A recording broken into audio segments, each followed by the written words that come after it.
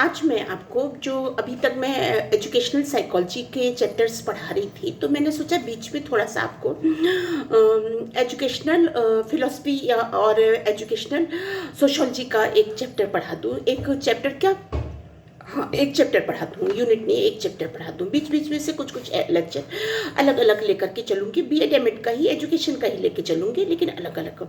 आज मेरा मन हुआ कि मैं आपको आइडियलिज्म, जो एजुकेशनल फिलॉसफी का एक बहुत बड़ा महत्वपूर्ण पार्ट है, आइडियलिज्म, और जिसके फ्रोबेल बहुत बड़े दावेदार थे, या सुकरात बहुत बड़े दावेदार थे, या प्लूटो अरस्तु थे, कांट थे, हेगल थे, इन सब के बारे में, शोपेनहावर थे, ब्रैडले थे, टेलर थे, हर्बर्ट थे, या फ्रोबेल, ये सब थे आदर्शवाद में या आइडियलिज्म का। उसके बारे में मैं थोड़ा सा बताऊँ ये है क्या चीज़, और इसको हम शिक्षा से कैसे जोड़ते हैं, या शिक्षा में इसका स्थान क्या है, और शिक्षा को हम कैसे बेटर कर सकते हैं आदर्शवाद को लेकर के, या आइडियलिज्म की थ्योरी कैसे कैसे कनेक्ट करती है और कैसे कोऑपरेट करती है एजुकेशन में।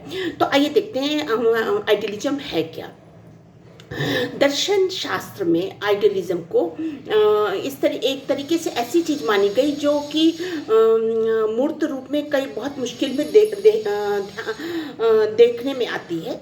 वो ईश्वरीय गुण माना गया आइडियलिज्म, दर्शन शास्त्र में जो बताया गया, और ये बहुत बहुत प्राचीन विचारधारा है दर्शन शास्त्र की। आइडियलिज्म, आदर्शवाद, यानी कि एक ऐसी चीज जैसा सब, एक ऐसा व्यक्तित्व, एक ऐसी चीज, या कहीं भी एक ऐसी किताब जैसी सब सारी किताबें लिखी जानी चाहिए, एक ऐसा व्यक्ति जैसा कि सब होना चाहते हैं, या एक पर्टिकुलर पर्सन वो व्यक्ति बनना चाहता है, तो वो आदर्श, उसी को हम आदर्श के रूप में कहते थे। या ऐसा समाज जिसको देख करके दूसरा कोई समाज जो है वो वैसा ही बनना चाहता है, उसको लेकर के आदर्श करता है।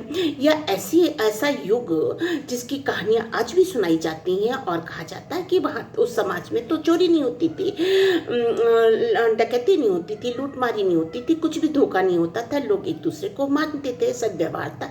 तो जब हम इसकी बात करते हैं तो क्या आता है उभर करके, आदर्श, यानी कि एक ऐसी चीज जो ऐसी थी कभी, जो अभी है नहीं, ऐसी थी या वैसी होगी।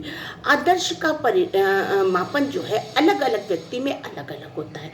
किसी का आदर्श कुछ होता है, किसी का आदर्श कुछ होता है, तो इसमें विभेद होता है। लेकिन जब हम शिक्षा के आदर्श को लेकर के बनाते तो हम देखते हैं कि जो जीवन दर्शन है हमारा, वही शिक्षा के उद्देश्य है, और जो शिक्षा के उद्देश्य हैं वही आदर्शवादिता के उद्देश्य हैं। तो जीवन दर्शन, शिक्षा के उद्देश्य और आदर्श होना एक बात हो जाती है। जब हम सामूहिक रूप से शिक्षा ग्रहण करते हैं विद्यालय में, तो एक नंबर बनाया जाता है उसको प्राप्त करने को, और अच्छे ढंग से आपने नकल ना करी हो, किसी को पैसे दे के पास न, कोई ट्यूशन खूब सारी ना पढ़ के, जो स्कूल में पढ़ाया गया और उसको बच्चे ने पढ़ा, आकर के घर में स्कूल में ला करके इम्तहान दिया, उसको आदर्श शिक्षा मानते नहीं। उसको नहीं कि स्कूल में तो पढ़ाया जा रहा है, बहुत अच्छा स्कूल कहा जा रहा है, फिर पता नहीं क्यों घर में क्यों वही चीज़ ट्यूटर लगा के पढ़ाई जा रही। मम्मी पापा पढ़ाएं तो बात दूसरी, वो तो नैतिकता के पाठ लगातार पढ़ाते, तो वो शिक्षा आदर्श शिक्षा होती है। तो इसलिए शिक्षा में आदर्श का समावेश हुआ। दर्शन शास्त्र से ये शिक्षा शास्त्र में ले ली गई, ज्यों की त्यों ले ली गई। थोड़ा सा डिफरेंस ये रहा कि दार्शनिक को आकृष्ट करता था जो विश्व के उच्च कोटि के थे, लेकिन यहाँ पे हमारे भारत में शिक्षा का जो उद्देश्य है वही उद्देश्य आदर्श होने का उद्देश्य है, और वही उद्देश्य जीवन दर्शन है। हमारा जो जीवन पद्धति है, जो जीवन दर्शन है, वही शिक्षा के उद्देश्य है। तो इतना तो आपको स्पष्ट हो गया। अब आगे इसको बात बढ़ाते हैं कि ये है क्या।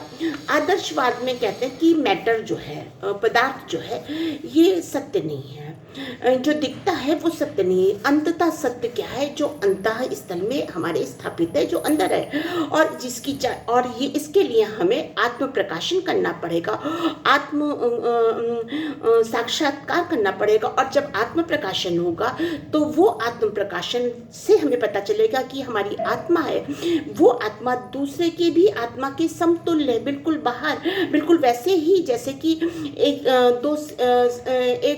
दो फोटोकॉपी एक दूसरे के एक जैसी होती है, वैसे ही है, ना कि बाह्य रूपों में जो भिन्नता है उस रूप से।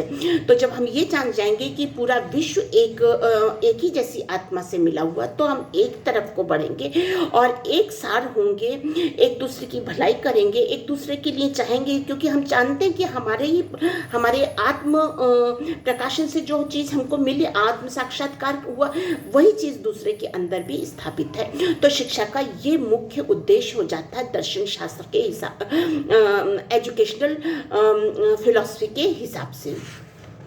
अब हम देख लेते हैं कि ये क्या चीज़ है। इसमें सब फ्रोबेल ने भी इसको माना, जिन्होंने की प्लेवे मेथड बताया। सुकरात का इसमें बहुत ज़्यादा नाम लिया जाता है। सुकरात मंडी में चले जाते थे, सड़क पे चले जाते थे और चौराहे पे जाकर के प्रश्नोत्तर विधि से इस दर्शन शास्त्र को एजुकेशनल फिलॉसफी को समझाते थे। उनके शिष्य अरस्तु ने इसको वार्तालाप का नाम दिया और उनके शिष्य प्लूटो ने इसको आगमन और निगमन का रूप दिया। इस तरीके से ये शिक्षा पीढ़ी दर पीढ़ी या गुरु से शिष्य का एक परिवर्तित रूप में चलती गई। अब जो है बाद में इसको और वैज्ञानिकों ने, रेकाल्ट वगैरह ने इसको कहा कि ये तार्किक शिक्षा है, और इसी को फिर से रेने डेकार्ट ने सरल से जटिल की ओर चलने को कहा, और फिर कहा कि ये सामूहिकता की तरह है, ये वार्तालाप भी है, ये प्रश्नोत्तर भी है, और ये आगम निगमन भी है, और ये तार्किक है। पूरी तरीके से शिक्षा जो है वो तार्किक है।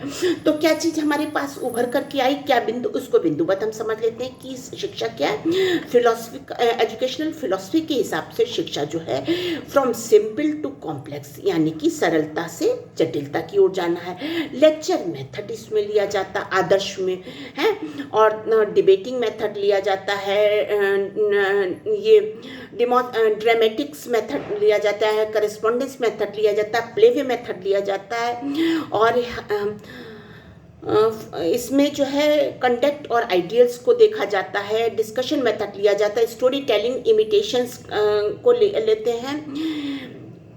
और इसमें आदर्श शिक्षा में आपके गुरु का बहुत महत्व हो जाता है। जो शिक्षा अभी तक चली आ रही थी टीचर्स सेंट्रिक एजुकेशन, यानी कि आदर्श शिक्षा में टीचर अपने को ऐसे प्रोजेक्ट करता है, ऐसे प्रक्षेपित करता है कि मानो वैसा ही बच्चा बनना चाहे, और बच्चे के अंदर ये आ जाता है कि टीचर सर्वज्ञ, उसको सब कुछ आता है। जो हमारा पाठ्यक्रम दिया गया, टीचर उसका सब कुछ, टीचर ही के द्वारा वो निर्धारित किया गया है, तो टीचर को सब कुछ आता है। तो जाने अनजाने टीचर के वो व्यवहार भी जो शिक्षा में नहीं कुछ काम कर रहे हैं, बच्चा उसको भी ग्रहण कर लेता है, और जब उसको ग्रहण कर लेता तो उसके व्यक्तित्व का वो एक भाग हो जाती है, और फिर वही व्यक्तित्व उस समाज का एक भाग हो जाता है, और बाद में यही शिक्षा जो शिक्षक के द्वारा दी गई है वो बच्चे के अंदर जो की त्यों उतर जाती। तो आदर्श शिक्षा में, आदर्श एजुकेशन में शिक्षक का आदर्श होना बहुत बड़ा रोल प्ले करता है। कि अगर आदर्शवादिता को लेके चल रहे हैं आप, यानी कि लेक्चर मेथड को प्रिफर कर रहे हैं आप, तो आपको बहुत ज़्यादा जरूरी है कि आप खुद भी उस लायक हों, उस तरीके के हों। दूसरा क्या है कि आदर्शवाद और अनुशासन। आदर्शवाद और अनुशासन में बहुत ही बड़ा एक ऐसा संबंध है, मान लीजिए जैसे दाल कटी रोटी का संबंध है, दोनों में बहुत मित्रता है। अगर आप आदर्श हैं, अगर आपको आदर्शवादिता चाहिए तो या आदर्श बनना चाहते हैं आप किसी के, या आपके कोई आदर्श हैं, तो उनको अनुशासित रहना पड़ता है, डिसिप्लिन रहना पड़ता है। एक वे ऑफ लाइफ होती है, उसको फॉलो करना पड़ता है, उसके रूल्स होते हैं, उसके नॉर्म्स होते हैं, उसके नियम होते हैं, उसके कानून होते हैं, उस पर आपको चलना पड़ता है, जिसको हम नैतिकता एक तरह से कहते हैं, मोरालिटी कहते हैं, मोरल्स होते हैं अपने, उसमें रहना पड़ता है।